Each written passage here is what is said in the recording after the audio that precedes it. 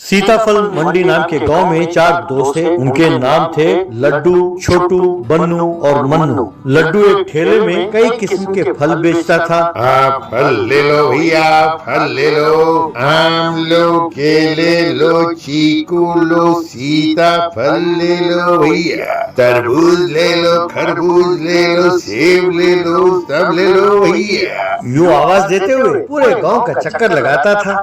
छोटू एक सोने के दुकान में काम करता था। वहाँ वो कई किस्म के सोने के गहने बनाता था। बन्नू का फैंसी शॉप था। वहाँ वो कई किस्म के फैंसी आइटम्स बेचता था। उसके बनाए हुए खास फ्लावर बुके बहुत मशहूर थे। लोग उससे वो बनवा कर खरीदा करते थे। और मन्नू का एक ढाबा था। वहाँ वो चिकन और मटन बिरयानी बनाकर बेचता था।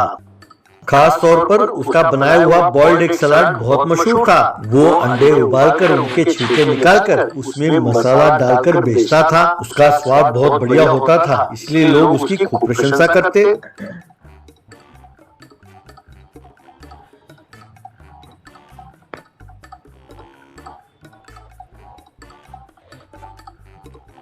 एक दिन वे चारों दोस्त मिलकर बातें कर रहे थे। तभी ऑटो में एक आदमी ऐलान कर रहा था, सुनो सुनो सुनो, मिर्जापुर के जमींदार की इकलौती बेटी त्रिशा अपने लिए वर ढूंढते हुए देश भर का चक्कर लगा रही हैं। एक सुंदर वर की तलाश में वो घूम रही हैं। वर का सुंदर होना जरूरी नहीं है, पर बढ़िया सा इनाम देकर जो उनका दिल जीत लेगा वो उसी से शादी करेंगी। पर यदि उन्हें वो इनाम पसंद नहीं आया तो उसे सजा देंगी और उस व्यक्ति को देखकर वो सजा देंगी। अगर आप इसके लिए तैयार हैं तभी वो इनाम लेकर जाएं। इसलिए जो उनके पसंद का इनाम लेकर जाएगा वही उनका दूल्हा बनेगा। तो आओ भाई आओ, इस अच्छे मौके का फायदा उठाओ, मिर्जापुर जमींदार का दामाद बनो, त्रिशा जी का दूल्हा बनो।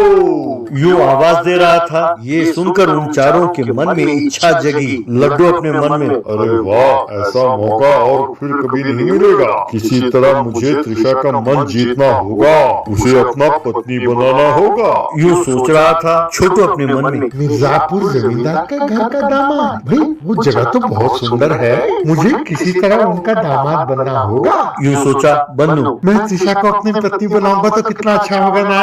अपने इनाम से मैं उसका मन जीतूंगा।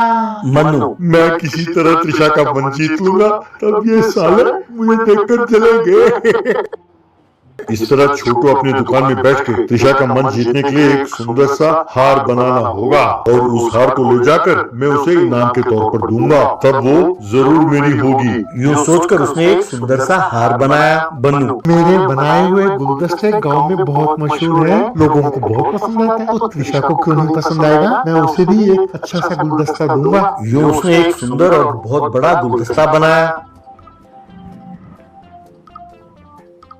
मन्नू अपने ढाबे में बैठकर, भाई मेरे बॉइल्ड एग सलाद खाने के लिए लोग दूर दूर से आते हैं, तो त्रिशा को भी ये जरूर पसंद आएगा, तब वो मेरी पत्नी बन जाएगी। एक नहीं 100 अंडे लेके जाऊंगा। यूं सोचकर उसने 100 उबले हुए अंडे एक टोकरी में डाला और उसे ले गया।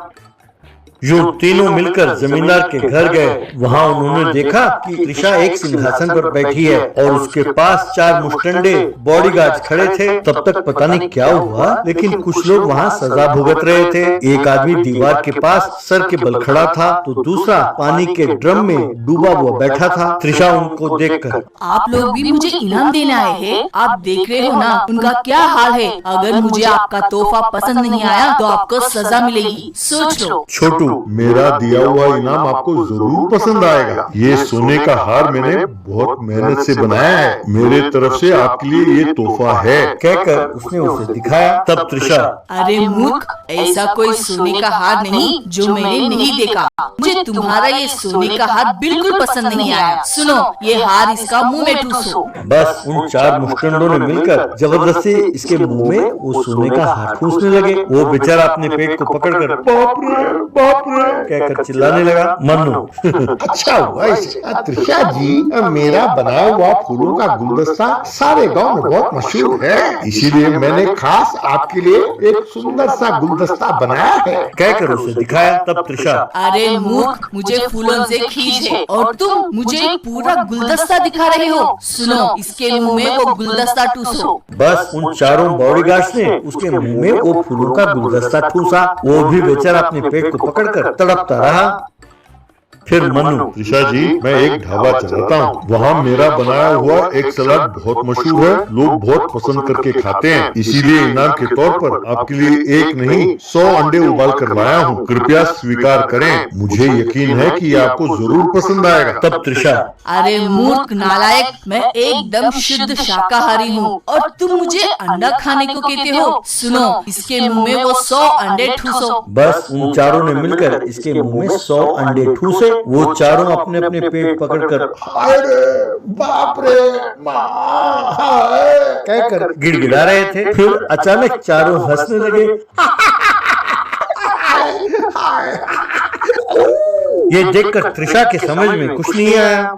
अरे मूर्खो, तुम तीनों हंस क्यों रहे हो? बात क्या है? यूं कहा गुस्से में। तब मन्नू, अरे त्रिशा जी, हमारा दोस्त लड्डू है, हम ये सोच के हंस रहे हैं कि वो पता नहीं क्या ले आएगा। तब बन्नू, उसके लाने के बाद उसका क्या हाल होगा ये सोच कर हंसी आ रही है।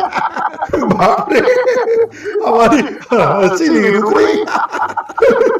बाप रे, मैं समझ गया कि वो क्या लाएगा, और अगर उसके मुंह में वो ठूसा तो बस।